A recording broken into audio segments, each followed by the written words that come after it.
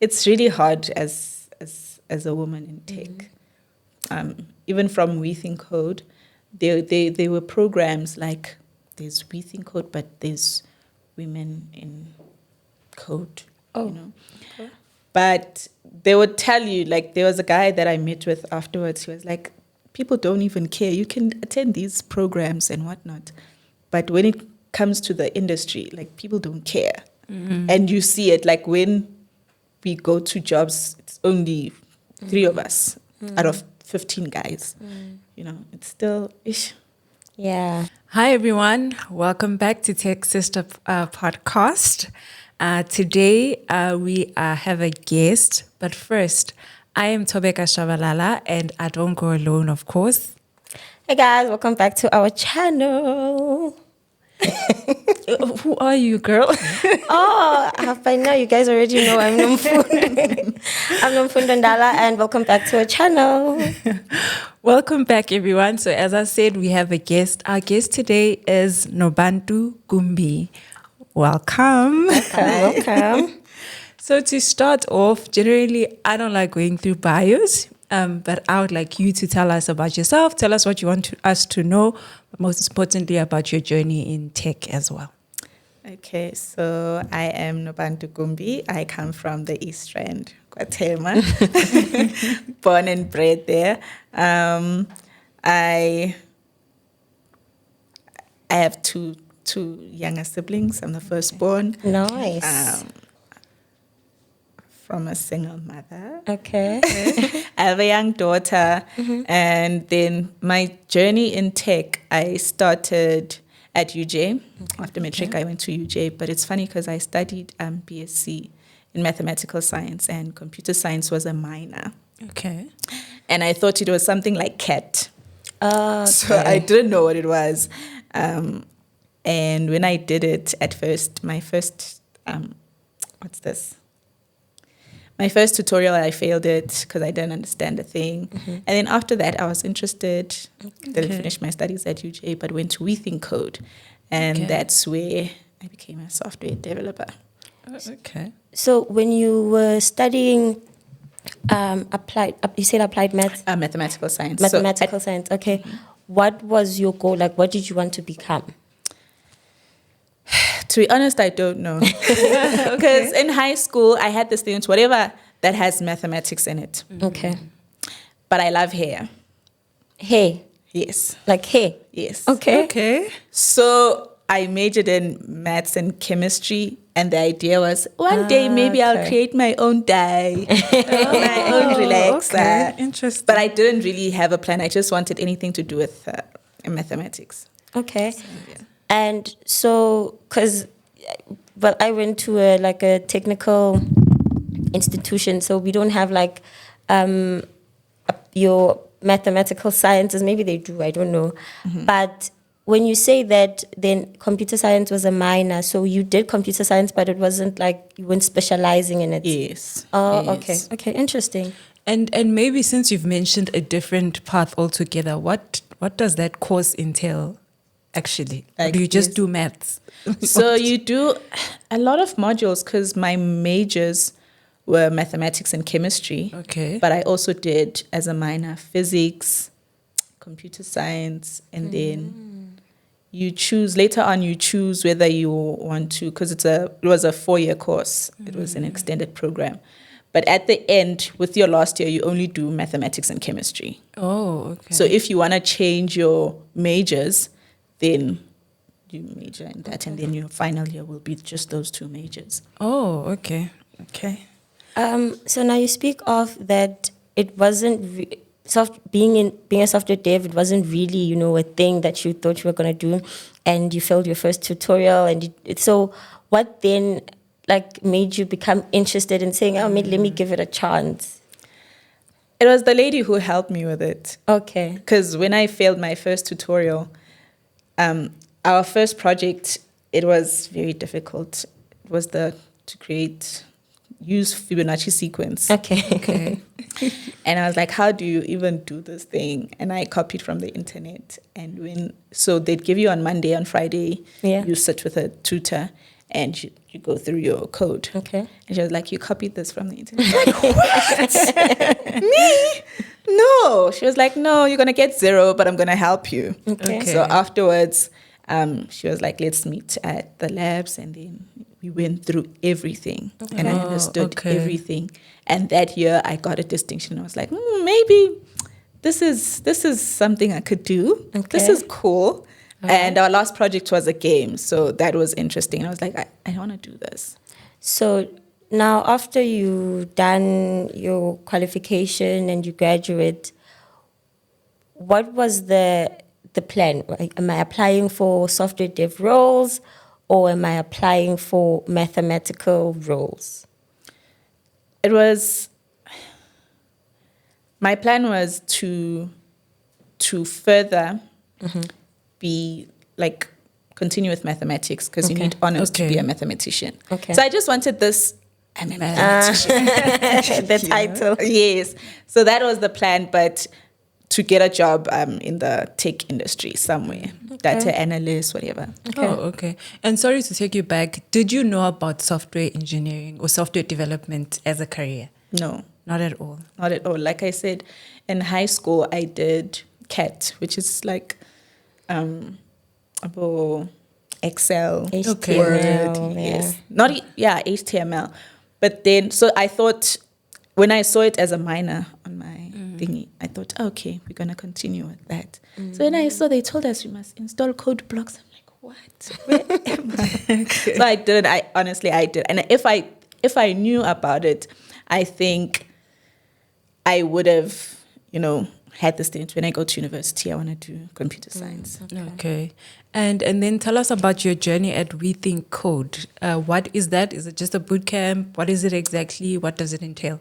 It's a 2-year boot camp. It's a peer-to-peer learning environment. And I found out on the internet about it, and I was not sure because it's in Joburg. Okay. So when I found it, I was like, there's no information whatsoever. This is probably a scam. But I continued, and then I watched a lady is she from France or something? Because in France there's 42, which was exactly like WeThinkCode. Even the setup was like WeThinkCode. So I was like, okay, let's see. So you start with the gaming thing. It's different now because I think now it's like questions, like an aptitude test. But you would do the games and then afterwards go to an open day. So I went to the open day. It was in Joburg. Yeah. But when you get inside, it's so different. I did the open day and then COVID, it was lockdown around March. So I was supposed to do it around April, I think. But then they moved it to July so it's the boot camp. It was 4 weeks, but because of COVID, it was just 2 weeks. And then afterwards, that's when they select you for the cohort for the 2 years. Okay. So through the 2 years, the first 8 months, it's coursework, but there's no lecturer. You just learn from the next person. So you do things on your own. When you struggle, you go to the next person.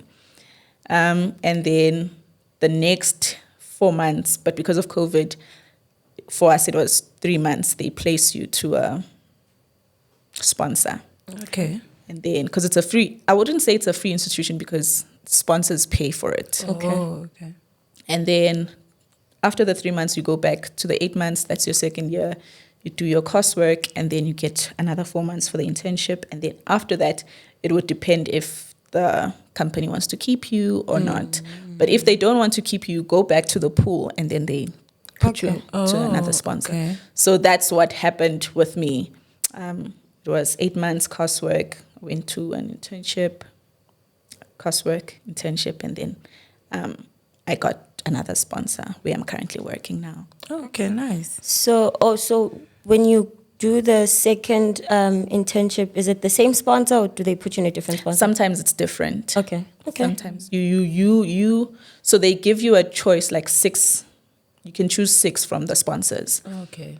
And then when you come back, you can tell them that I don't want to go back, or the company's like, they don't want you back. So, yeah. Okay. Now, speaking of your current role, software dev, let's just get a little bit into that. For someone at home who is not sure exactly when, if they want to study computer science and everyone is a software dev and they're thinking, well, I want to be a software dev, but I'm not sure what they do, like a day in the life. So maybe if you could just like take us through how or what a software dev in your world looks like. Okay, a software dev in my world. I'm a front end developer because it's very broad. Yeah. So we have back end and front end. So I'm in the front end team, but it's weird because we have tickets from back end. Basically a full stack. So yeah, it's just I work with improvements, implementations, bugs, mostly bugs. And yeah, I don't know if I can go, I don't know. Yeah. So maybe what tech stack do you use? I use TypeScript and Vue. Okay. And yeah. So And this is then- also just to, for people who think that when you're a software dev, it's a fun world. You code games and Yes. applications. It's not always that. Sometimes you code stuff you don't even Or bugs. know. Or you're constantly sitting with bugs. Yeah, Someone- like for months, every time you're fixing Yeah. something. So it's not always like a website or an app. Sometimes, sometimes I feel like when I code stuff, just like, where is this going to be used also? Like, what is this? So it's not all fun and roses all the not time. always. But also, is there, I don't know, there's a difference between a software developer and a web developer, ne? I don't know. I wouldn't so. say so. So you see, we are confused ourselves. So it's fine. Because web is probably just focused on Web development, sites ne? only, but also they probably also have a back end and a front end. So Yeah, it's yeah. fine. But anyway, and then would you consider yourself junior or senior, and do you know the difference, or how should people differentiate if someone says I'm a junior developer versus someone who says I'm a senior developer? It's quite weird in our company because we are all devs. Like Okay. there's no junior, there's no Okay. senior. But looking at my skills now, I would consider myself junior intermediate. Okay. Yeah. And why do you say that? Because how we measure it, if you don't ask for help, it means you are. Yeah. Okay. But it's Because we don't have because where I work, it's a sister company, so there's Okay. GK. Okay, I should mention there's no this. need. But with There's- them, they have a skill set, like how you measure that you're moving to intermediate. You know this, you know this, you know this, you know this. Okay. But with us, like I say, it's just we don't have seniors. We just have it's devs and a team lead. Okay. I get Makes that. sense. So now, in your LinkedIn, you mentioned that you work with data, and so maybe how does data fit into your role right now as a software dev? Because I think it's also the new thing that people are trying to get into, besides being a software dev or all these other roles that we're used to now. Data's the in thing. So maybe how does data fit into a role of a software dev? I don't work with data. Okay, but you mentioned that you said you wanted to be A data analyst. Yeah, that was back then. How 'cause did you know about being a data analyst? To be honest, I just saw with mathematics the jobs that you can.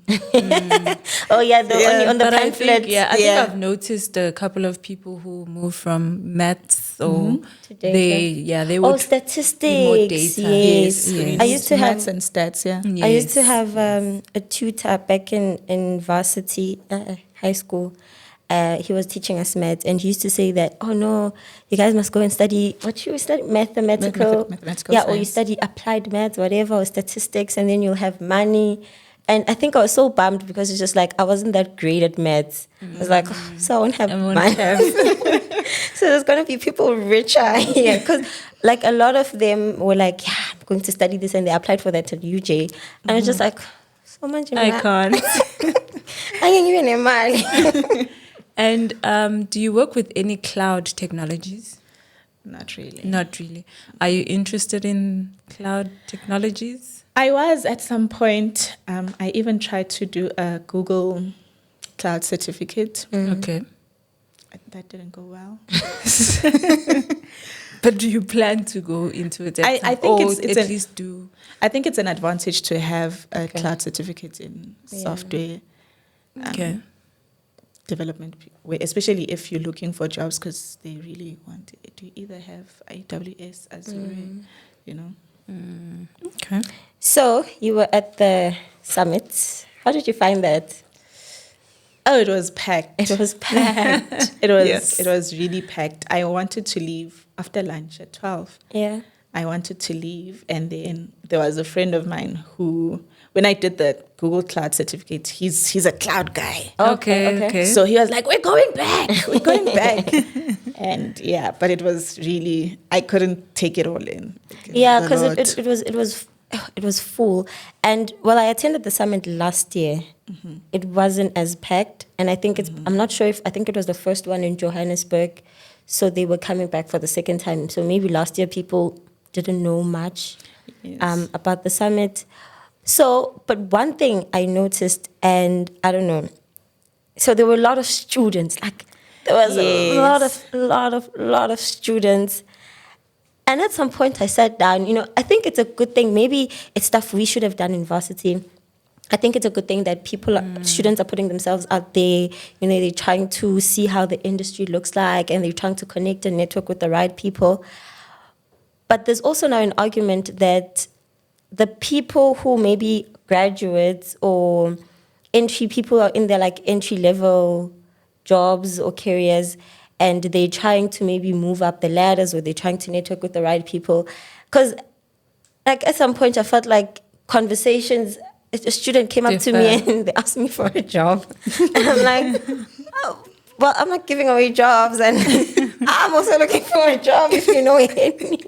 So at some, like, I don't know, it felt like I asked one of the students, like, I don't know if you guys are in the right setting, because my thing is there are graduates or people who are looking for jobs, and this would be the right platform for them. And I feel like it's also a platform for what? Like for other devs to know more about cloud and connect and everything like that. Because I know a few colleagues who couldn't get inside because it was packed. And I'm just like, I feel like those colleagues would have had valuable insights, or would have learned something, more valuable to stuff that we use if they attended the session and that session and that session. But they couldn't go in because they were packed. And, we were packed because... Yeah. So I don't know what's your take on that. I don't want to feel like I'm discriminating students, but yeah. I don't know. Maybe I think it would be best if they do it like have maybe two separate events, because it felt like a career expo, right? I had a lot of people who are like, "Oh, Nobantu from WeThinkCode." It's like okay, okay. And then a lot of people that I saw were people that I know from WeThinkCode. Okay. So it really felt like schools were like, "You must go to that event." Yeah, it's a great place. It's a great platform for you guys. So I think it would be best if they separate it for students and for young professionals, or if you want to network and whatnot. Because it was a lot. Yeah, it was packed. And then just to segue away from the summit, because I think everyone complained about being packed. Yes. Now, hackathons. Have you attended any hackathons? What are your thoughts about hackathons? I love hackathons. Is it? Really? Okay. I love hackathons. I've attended, I think, 4 hackathons. This year? No. Oh, okay. In general, like 2022, actually. All of them. 2021, 2022. Okay. It's a great way to see where you are if you are innovative. It's a great thing, man. For me. The first time we went, we were so nervous. Like, what if we don't come up with an idea? And we went. I think that's that's why I like hackathons. We went there, we were so nervous. And our first hackathon, we got second place. And we were like, yes, Nice. this is great. Nice. We've got great ideas. And the second time we went, we actually won the hackathon. Nice. Okay. And yeah, it's great to work with other people. Well, I only worked with WeThinkCode, Okay. but Okay. it's really nice to see what other people are doing, meet other people, Yeah. Okay. Nice. I think coming back to students, I feel then that hackathons are a great way for students. I used to be so scared of hackathons because firstly the word hackathon is like it's so hacker. What are we doing? What are we doing? So in varsity, there was this platform I think called Geek Culture. They still have Yes. yeah, I've like- joined one of their hackathons yeah, as so well. they have a lot of hackathons, and I was always nervous because also, well, when they were promoting it, I'd see a lot of guys going to just like, I won't fit in, and so I never attended any. I think due to the imposter syndrome, I felt like, well, I'm not good enough. How am I gonna be able to code something in 24 hours? I can't even fix a bug in 24 hours. Now you want me to code a full application, and looking at it now, I felt that it would have been beneficial to my tech stack and helping my skills in coding. Because maybe people think that hackathons, you go there and you need to be a superhero, you need to know how to write massive applications. Sometimes it's even just a learning, it's a learning experience. You go there, you learn. So I think I'd advise students that if you have the opportunity to go to a hackathon, go for it. They should. Yeah. I even advise people who are not even devs, like people in business Yeah. and Okay. whatnot. Because when we won our second hackathon, we were supposed to create a business plan. I'm like, Yes. we don't know nothing about that. And we Yes. just let it die because of that. So I always advise people, even if you don't know how to code, your input could matter. It could become a big thing. Absolutely. I think also, The idea. people who are not technical, who are not coding, also feel like, well, hackathons aren't for us. And what I noticed or what I've learned is that sometimes when you go there, you also learn, if you maybe you're a business analyst, you are like the gap between the business people and the devs. So I feel like you get to learn how devs look, how devs think, like their communication, and everything. And that also enhances your skills. So hackathons are actually It's quite good. great. Especially when you're a student, when you have time. Yeah, when you have time, because time's a luxury. And then just to segue to being a woman in tech, right?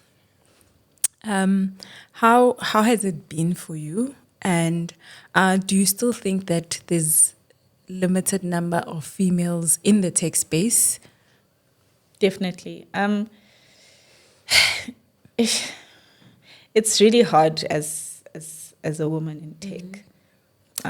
Even from WeThinkCode, there were programs like there's WeThinkCode, but there's women in code. Okay. But they would tell you, like, there was a guy that I met with afterwards. He was like, people don't even care. You can attend these programs and whatnot. But when it comes to the industry, like, people don't care. And you see it, like, when we go to jobs, it's only 3 of us out of 15 guys. It's still ish. Yeah. And it creates a lot of imposter syndrome because even when you are in group projects and whatnot, they're like, I do the admin work. Let's handle the big stuff. And it's like, I'm capable. Why don't you think I can actually do this? I think WeThinkCode is trying to balance things out. But I don't know. I think across everywhere there's women in tech. So I think everyone is trying to balance it, but I wonder, is it balancing? I also see that a lot of women don't really know much about tech. Like, take me, for instance. I didn't know much about computer science, and even the jobs, when you do computer science, what are you going to become afterwards? It took time. And then when you are there, it's like so much pressure. If it wasn't for that lady, I was going to struggle. So, ish. And I think that's why we have this type of platform where people can access something on YouTube that tells them there are women who are working in tech. There's space for you if you're a woman in tech, you know. And we need to take up the space. Yep. Now, speaking about being a woman in tech, what are the stereotypes that maybe you may have encountered, whether it's loud or silent, and you see like, it's because I'm a woman, those type of things that you feel like you may have encountered being a woman in tech, and how do you handle them? For like I said, they'd give you like admin work, like I can code. Yeah. Like you can see, they give you the small stuff because you can tell deep down they think you're not capable of doing something. I try to be like, hey, I'm here. Do you find yourself always trying, like you're always having to prove yourself all the time, or is it some circumstances, not all? Not all the time. I think I've spoken so much that people don't. You know? That's good. Because you have to. That's what I realized. Especially in corporate, you have to like. Yeah, you can't hide behind code. Yeah. Put on your hoodie and otherwise, and then imposter syndrome will take over, and you will be depressed. So, yeah. So, are you saying that you actually speak and? Yeah, I try to. Wow, that's great. And it's weird because I was a very shy person. I still am. In varsity, I didn't have friends. I didn't like speaking and whatnot. And then at some point in my life, after varsity, I had to get a job in sales. So that built my character. I mean, you get all types of people swearing at you and whatnot. So that's when you learn, I have to speak up, you know. So when I went to WeThinkCode, I think it also helps when it's a peer-to-peer learning environment. You have to review people's code. And sometimes you get into arguments, which you think I'm cheating. Why would you say something like that? And it's an argument. Some people will give you like lower marks. That also helps for you to stand up for yourself when you get in the industry. So the next question was going to be around the people you studied with, women, are they in the tech space? And of course, you didn't study a tech-based sort of like qualification. However, with WeThinkCode, do you feel that everyone who is there, women especially, are they in the technical side of tech, or do most of them still fall into like your more non-technical I think they fall areas? more into the non-technical. Like I said, I think the problem with us, like growing up, you find you have to have chores. With guys, they give, because at WeThinkCode, when you speak to someone, they're like, yeah, I've been coding since I started with gaming, and then I started playing with config files. Okay. I'm used to and this. you just like config filing. You start with config files, and then now I'm good, and then you get intimidated. I feel like computer science is like mathematics in high school. When people are like, when I don't understand it, I don't do it. It's hard.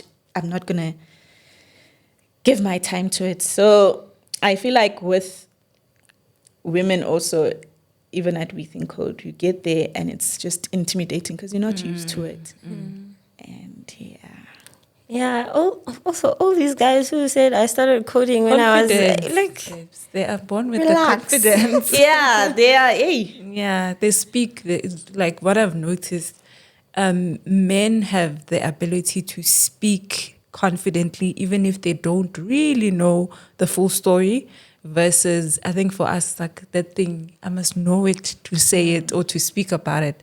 But sometimes just fake it. Yeah, I think women in general, we are nervous beings. You even see when you go to a driving school, a guy will go there 2 weeks and then I'm ready to go for the driver's license. Actually. And you're like, I don't think I'm ready. Whilst you probably are ready, but because you're just a nervous being. That's so true. Actually, that's true. Because So I see it even in code. Like guys will be like, Because there was another time we had a project and the guy was like, yeah, you do this, you do this, you do this. And then he focused on bonus features. And I'm like, Aibo, we're not even done with the real project. It's going to be proper. Let's even do the bonus. Like, I see that a lot. That's true. yeah. So I think they're confident. So did like God make them like that? I don't know. We can only wonder. It's like, why did you take the confidence away from us? But okay. And now you probably see, right? We are all pushing for women must, or actually not just women, people must break into tech because the space in the tech industry Has money, apparently. yeah, and apparently there's money here, and everyone must just join. What's your take on that? People, because some people are actually now breaking into tech because they'll make 6 figures. Ish. With that, I don't know. Because it is getting oversaturated. There are bootcamps everywhere. People want to break into tech, but now the thing is, some people just do it just. And I feel like that's why they promised us, Koti, you're going to get so much money. And now because there's a lot of us, It's but anyways, anyone who wants to make 6 figures can join, and you'll see if you can make 6 figures, and you will tell us if you actually made the 6 figures. But I do advise people to break into tech because everything is moving into technology. So if you can. But don't do it for the money. Do it because But what if I'm motivated by money? But I get that. Be motivated by money, but then thing is, you don't want to be disappointed when you get here. So if you are motivated by money, do it for the money, but leave room for Disappointment. Yes. Because sometimes maybe you'll break into tech and maybe work in a tech startup and maybe, it's not so great and it's just starting out. But look, and I always say this, there's potential financial growth in the industry, but leave room for disappointment. Shouldn't be your own name. Yeah. And speaking of being oversaturated, I don't know how I feel. If you go to LinkedIn right now, There's a lot of jobs. there's a lot of jobs. But also, if you then apply for those jobs and then you go to your emails, there's a lot of rejections. So if the tech industry is getting oversaturated, are we still encouraging people to join? How are we balancing? But how are we now balancing the fact that, okay, it's like if this room, if it gwele, cramping each other. I had a conversation with another lady who's in electrical engineering, and we had a conversation about tech getting oversaturated. Yeah. And she was like, it happens, and you see even with our industry, at some point everyone was doing engineering. And then now it gets harder for you to get a job because we only want the best.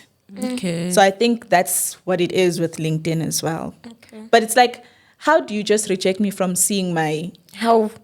It's CV? apparently it's that ATS thing that they use. Yeah, there's something that they use to reject a CV, not even... Oh, I put the keywords there.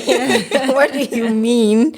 And because some of them will auto reject you, after 5 minutes, you get it, But also, they say if you still use the Canva, CV. it just rejects. Go back to Word. Yeah, I've heard that. Yeah. Go back to it. I heard that a recruiter wanted a Word CV They instead. say go back to that, that old Word CV, just your name, details, and then your experience with the keywords. Interesting. And then, speaking of the career being oversaturated, there's also the idea that AI is taking over our spaces, whether you're an accountant or whatever it is. Do you believe that? If not, why not? If so, Do I believe that AI will take over our jobs? I think it will take our jobs, but there there will be more jobs created to Okay. help those AI because they don't have brains. So, okay, I mean, with software, I understand there'd be more jobs created, then now you have to like maybe learn stuff around AI and everything like that, which is fine. But now people who aren't in the software or like whose jobs are maybe sort of redundant or can be automated and be easily done by AI, does this mean, this is very weird. So now there's going to be more unemployment, but more employment for people in tech, In tech, yes. but unemployment for people who aren't in tech. Yeah, it's tricky. I think we've been talking about this like years back when they were like, because they're gonna introduce at like what's this? Machekasi. There won't be cashiers anymore. You'll just do it yourself. And then you think, what about those Yeah, people who work there? like, And even in tech, I feel like at some point when it comes to software engineering or software development, when you're a junior, it's gonna be hard because there'll be an AI who can do the junior work. But now so I'm of a different school of thought. My school of thought is it's there to enhance productivity, right? So for example, if you're in the tech space, instead of Googling for hours, maybe AI might be quicker. Yes, you must be careful how you use it, but maybe it would enhance your productivity. So something that would take you 5 days might maybe take you 3 days. So I'm from that school of thought. So that's why I say with juniors it might be hard because in order to understand what's happening with the AI, you need to have some sort of knowledge because it can give you incorrect things, So yeah.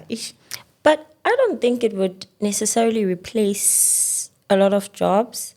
One, because I think we need to look at the economical structure. The fact that there's a lot of unemployment in South Africa. So if organizations are saying, no, we'll use AI, what you are doing right now is saying we are increasing unemployment.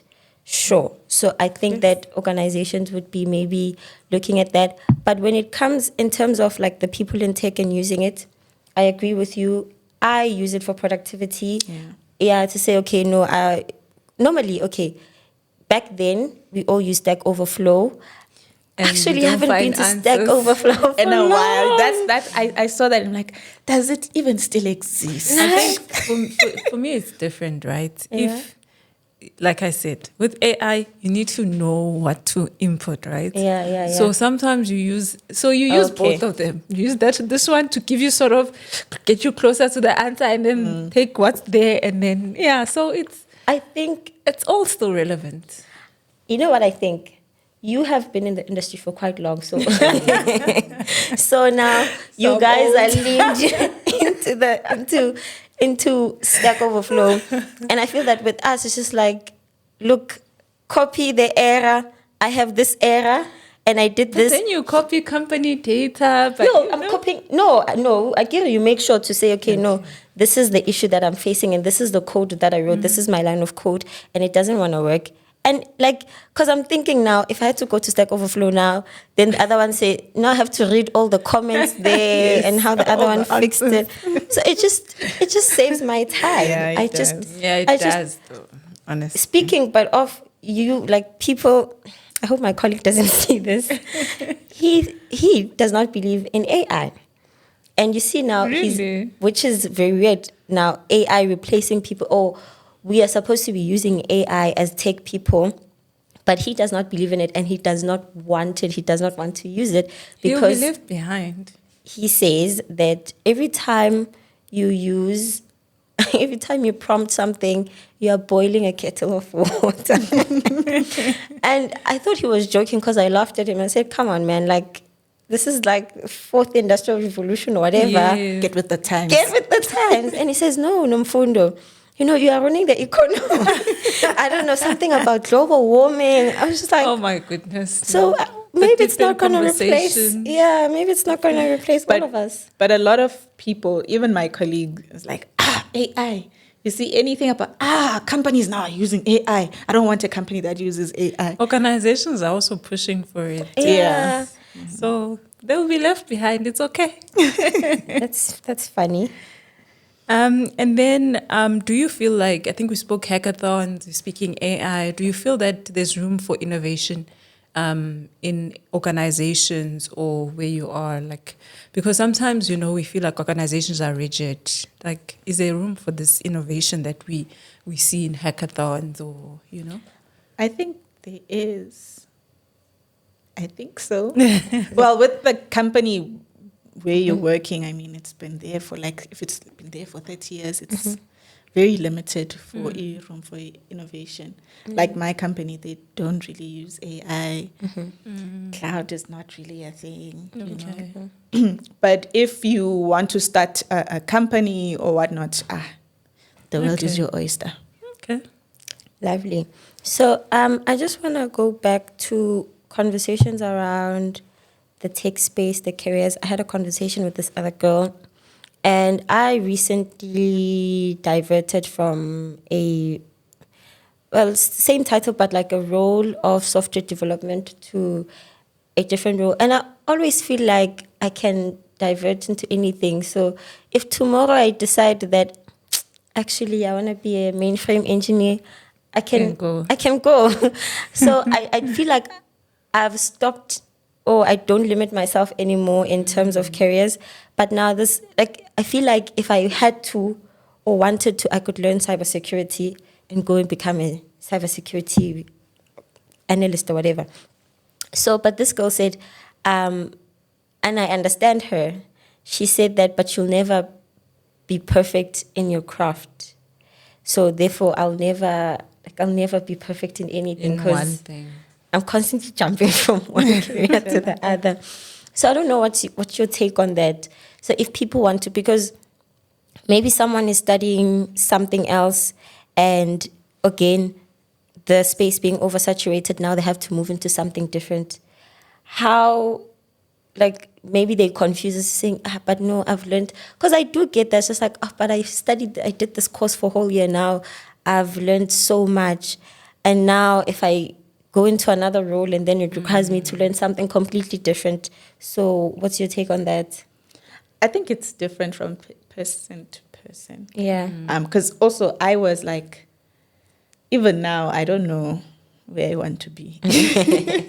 At some point, I wanted to do software testing. At some point, at WeThinkCode, we did a project that involved doing DevOps. Okay. I was like, I want to be a DevOps engineer. Exactly. Okay.